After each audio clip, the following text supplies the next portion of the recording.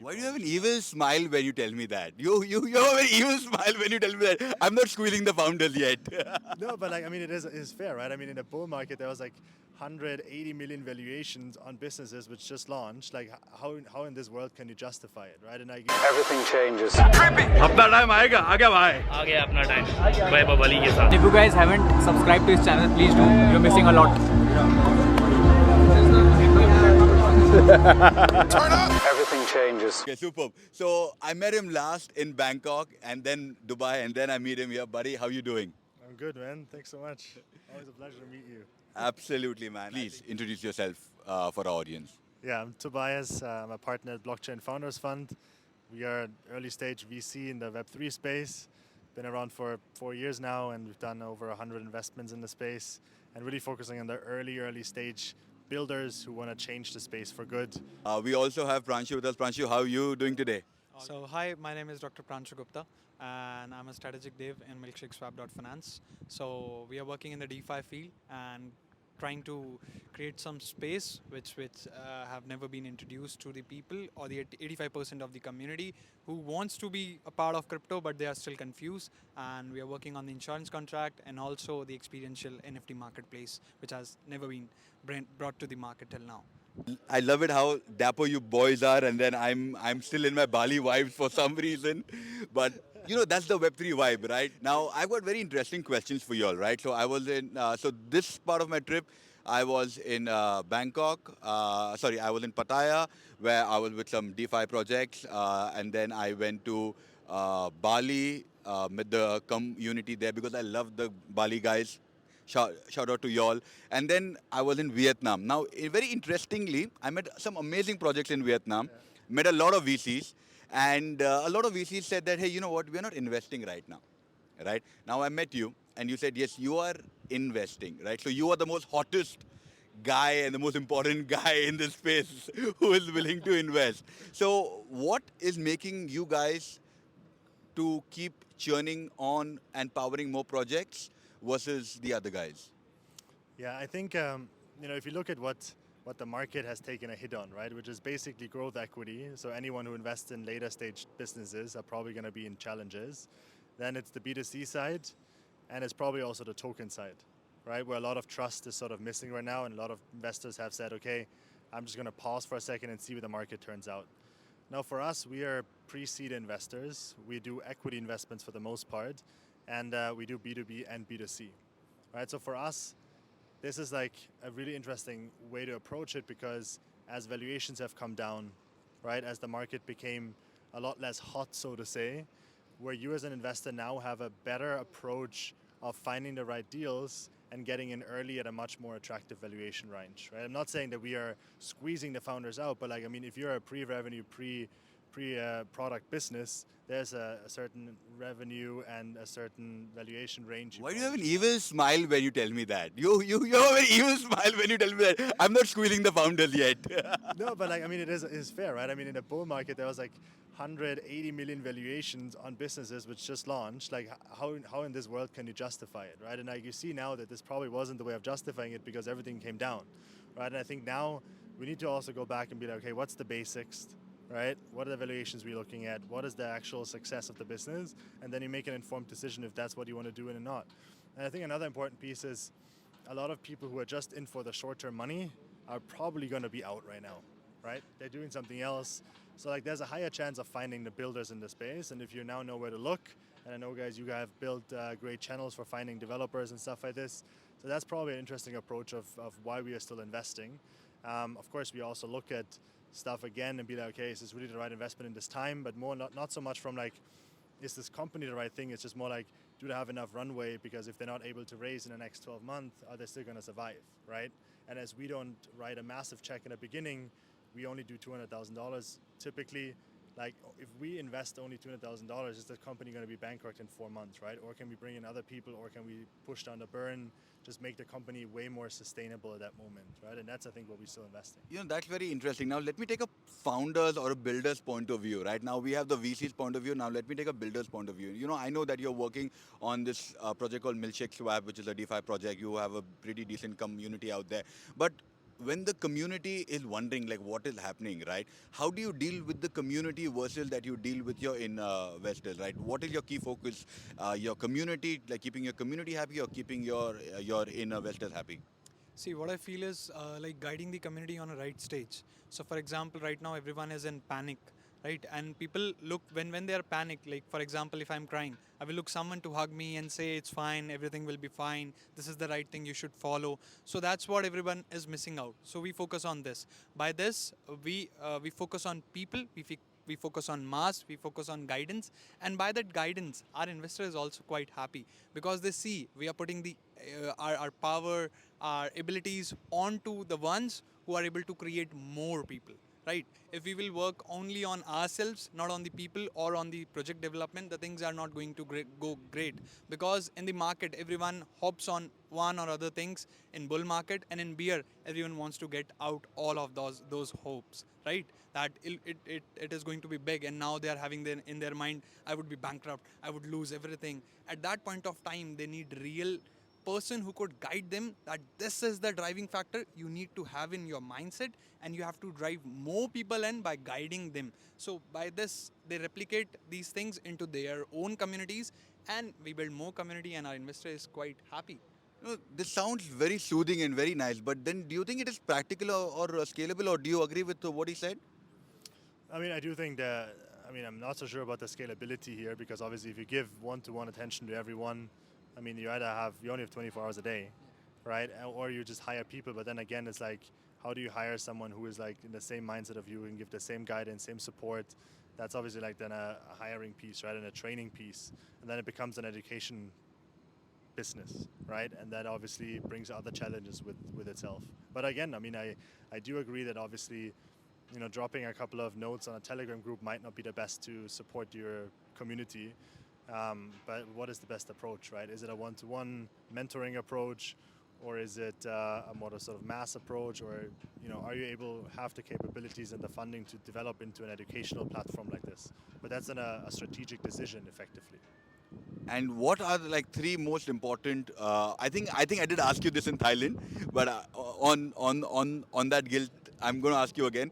Three most important things that you look for a founder before cutting the check, or in our case, transferring or asking for the USDT address. I mean, I think for one is obviously like domain expertise, right? If you're building something in DeFi, you should probably understand what you're doing. I'm not saying you need to know everything, right? But I need to know like a very clear idea of like why your solution is relevant, of what you're doing, and a lot of stuff. Even if you don't have the capabilities on site, like we can fix that, right? We can hire someone who can, you know, work on like community building, for example, or we can figure some specific on a tech side. But you need to still be very, very clear on what you're trying to do. Right? If that's the end solution, that's a different question, because most of the business obviously change over time, and finding the product market fit requires some adjustments. But that brings me to my next point, right? It's the agility of a founder. If you're like very determined and firm that this is what you want to do and like this is how it should be, and you don't really have that sense of mentoring, receiving guidance, and taking up on that advice, and then work together with people who are in your favor because they're either investors or part of the community, or you know, whatever stance they are, I think that's another very important piece. And you kind of figure this out very fast if you make suggestions or if you come up with ideas and how the founder is going to pick that up. And I think the third thing is also like resourcefulness, right? I think that's a really, really important piece, because I mean, it's very easy to raise a lot of money and then hire a team of 100 people and do something, right? But is that's the best thing to do? Can we really measure performance to team size, right? Is that correlated? Maybe not necessarily, right? Or like, I look for a founder who received $50,000 and built something interesting. Maybe it's not perfect yet, but that's where we can bring in additional financial resources. But if I don't feel that founder is really a hustler, right? A guy who wants to make this work, even though times are getting a bit tight, then like, I don't have the faith in them using our money in a very, very meaningful way. Right? I think these are three important. I totally agree with you on that, you know, and in fact, even in my previous startup, I always said that treat your investors' money like your own money, right? Make sure that every money that you're spending, be extremely careful and be extremely frugal about it. Don't be stingy, but be frugal, right? And I think that is something that a lot of crypto projects are missing, because founders want to ball out and stuff like. I have a couple of more questions, but I'll quickly move on to you, Pranshu. And what I want to know is that now with the DeFi project that you're building, right? And what are the challenges? We spoke about the community challenge, right? But when it comes to building new aspects, like making sure that the community is excited, how do you make sure that you focus on the excitement of the community? So as you talk about the experiment part, right? The challenges can only be known by the experimentation, right? So most of the projects go on to the FOMO creation.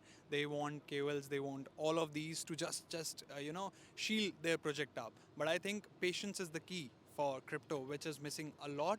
And you have to experiment with a smaller community so you could know the challenges that, yes, like for example, I got the challenge how I can educate a larger amount of people by giving 1 hour time, 2 hour time, and they could get all of their answers. So I have to think by their head, by not by my own head. So that's how I experiment. I be with the people. I ask them, what are you looking for? What the factor you miss when you try to understand something? So I get challenges by them only. I don't need to figure out by myself. They give me those challenges, and I have to find solutions. So as being an entrepreneur, if I see this is the key, you have to get challenges from the people because you have to provide the solution to them. It's the solution is not going to be for yourself. And second challenge is right now the market is all about that he's having something which I'm not having. So we have to bridge this factor so that everyone could reach there, and that's going to be the biggest solution ever. Okay. And he did mention KOLs. What is your take on KOLs? And by the way, I'm a content creator, right? I'm not a KOL. So feel free and like one word that you would like to describe a content creator with no filters. Come on, Tobias. I mean, I'm not the biggest fan, to be honest. I think if used correctly, they can add some value, but the problem is also, a lot of KOLs, a lot of influencers. They're not doing it because they actually believe in it, right? And I think it's that can be visible very, very fast. And I think also not necessarily, but a lot of people are missing community or like this is not a go-to-market strategy, right? I cannot say I'm going to hire 2 KOLs, I'm going to give them a bunch of tokens, and then they're going to do all the work for me. That's just not going to work, right? I think if they can be useful if they're like very niche, if they're like really standing behind your product, and if they actually know what they're talking about, then it can be an interesting tool, but it's not a strategy. Okay. And 3 market trends in 2023 to watch out for. 3 market trends. I think developer tools are going to be very, very interesting. I think there's a lot of gaps we still need to fix on the tech side to make. I also need to just mention this that your presentation was amazing. You gave us such amazing set of tools. I just need a copy of your presentation. That's it. Sure. Yeah, you send it over. So I think developer tools are going to be quite interesting. I think also a lot of stuff about like security plays, right? Be it on a custody side, being on, just on any hack issues, right? I mean, I think I'm a big fan also like making audits more accessible, right? I think now we have a big problem about smart contract audits are just going to be very expensive. You have a long waiting time, so how do we make that more accessible? Can we build tools as a cool company called Test Machine, for example, which is trying to solve that issue, like giving you just like basically using machine learning of figuring out what kind of issues can this code have, of course also helping you fix it, right? So audit in general could be a lot cheaper, a lot faster to be done because you have steps to it away which can be fixed.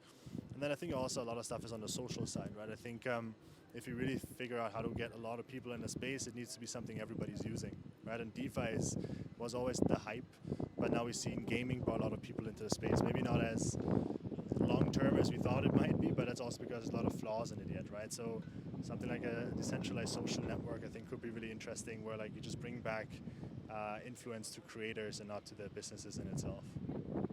Interesting. And what are your 3 takes in 2023? My 3 takes would be DeFi. no. Like mixing up completing the Legos. It's DeFi is a first block of Lego, so you can connect a lot with it. It's all depends what you want to build. If you want to build a castle, you have to bring those blocks. If you want to build something else, a multi-story building, then you have to build, set those Legos in set form, like to build that. So in the same form, I would go for the things which Sir has told is really, really important. And if we mix for those blocks with the DeFi block, it's going to amaze the world. So that's what I focus on. Interesting. And my last question, like genuinely last question, because I keep saying last question and ask five more. My last question is, what do you think of Chat GTP? Do you think it is really a Google killer? Do you think that coders are now just going to be obsolete in a few years? What's your take on that? I mean, I think it depends on how this thing actually turns out, right? I mean, I tried it out myself. I'm obviously not a coder, so I can give limited feedback to that if that actually works. It looks quite interesting, I think. But I think also the question is like, what's the interface be like? Because like, Google is not going to be killed just because we're going to focus on developers, right? Google is used for a lot of other things than just developer piece. So how useful is it for that? Like, how is it going to help you, and how easy is it going to detect for people to not put in sophisticated questions and get a sophisticated answer, right? But I think it is a very, very interesting approach, and you know, there's a reason why they had 1 million users in a very, very short period of time, and probably growing. So I do think it has a lot of potential, I would say. But I think it needs to go beyond just the coding piece if it should be really a Google killer. But it could be. It could be. Okay. Thank you so much for your time. So that was Pranshu, the guys from Milkshake Swap. I said pancake for some reason. So that's Pranshu from Milkshake Swap. That's Tobias from Blockchain Founders Fund. Thank you so much. My last question before I go. How tall are you? 194. I don't understand that. I'm an Indian. Oh, 1 meter and 94 centimeters? No. No, like 6.4 inches. And feet. 6.4 feet. Is it? I actually don't fully know. Pretty Everybody knows close. it like 6.4. Like 6.4 it is. Thank you.